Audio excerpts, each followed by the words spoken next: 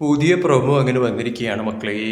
ഒന്നും പറയണ്ട. അടി എന്ന് പറഞ്ഞാൽ നല്ല ഒന്നാം തരം അടി അവിടെ തുടങ്ങി വെച്ചിട്ടുണ്ട്. ജഡ്ജായിട്ട് വന്നിട്ടുള്ള ഈ പറയുന്ന രഞ്ജിനി ഹരിദാസ് എന്ന് പറയുന്ന വ്യക്തി, നമുക്കറിയാം രഞ്ജിനി ആയതുകൊണ്ട് തന്നെയും പ്രൊമോയിൽ കാണിച്ച കണക്ക് തന്നെ അവിടെ ഒരു സംഭവം നടക്കാനായിട്ടുള്ള സാധ്യതയുണ്ട് എന്നുള്ളതും വ്യക്തമാണ്. സംഭവം വേറൊന്നുമല്ല, ഈ പറയുന്ന രീതിയിൽ റനീഷ വരുന്നു.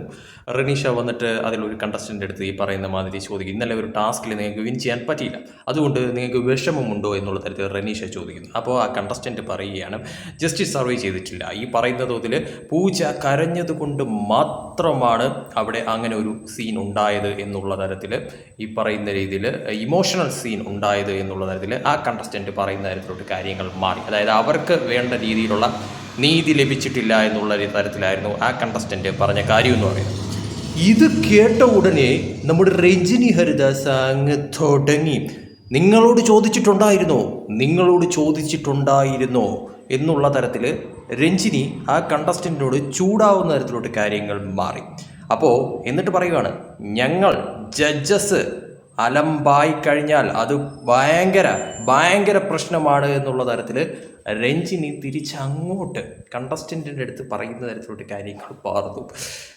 പ്രൊമോ അങ്ങനെയാണ് വന്നിരിക്കുന്ന സംഭവം എന്ന് പറയുന്നത്. ശരിക്കും പറഞ്ഞാൽ ഈ ജഡ്ജസ് എല്ലാം കൂടെ കുളമാക്കുമെന്ന് എനിക്കറിയത്തില്ല. കാരണം ഈ ജഡ്ജസ് തമ്മിലേ ഒരു ഇതില്ല. കാരണം ഇവർ ഈ അഖിൽമാരാർ, രഞ്ജിനി, റിയാസ് മൂന്ന് തട്ടാണ്, പറയാതിരിക്കാൻ പറ്റുന്നില്ല. ഈ 3 പേരും കൂടെ ഒരുമിച്ച് പോകുന്നതൊക്കെ തന്നെ കുറച്ച് പാടുപെട്ട കാര്യങ്ങളാണ്. പിന്നെ ജഡ്ജസായിട്ട് ഇരിക്കുന്നത് കൊണ്ട് തന്നെ അങ്ങനെ പോയല്ലേ പറ്റത്തുള്ളൂ. എന്നിട്ടും അങ്ങോട്ടും ഇങ്ങോട്ടും ചൊറിയുന്ന പരിപാടികളൊക്കെ തന്നെയാണ് കാണുന്നതെന്ന് പറയുന്നത്.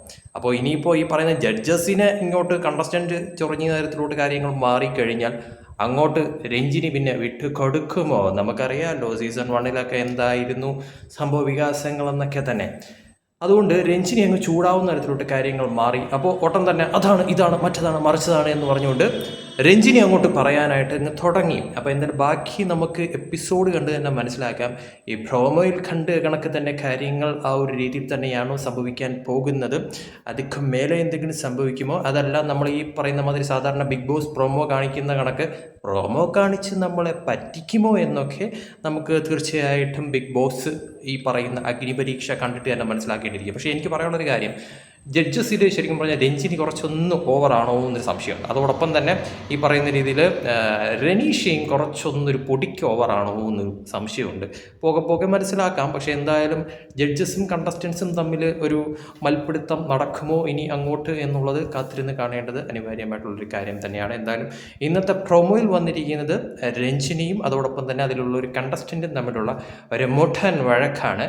അതിനി എന്താകുമെന്നുള്ളത് നമുക്ക് കാത്തിരുന്ന് കാണാം.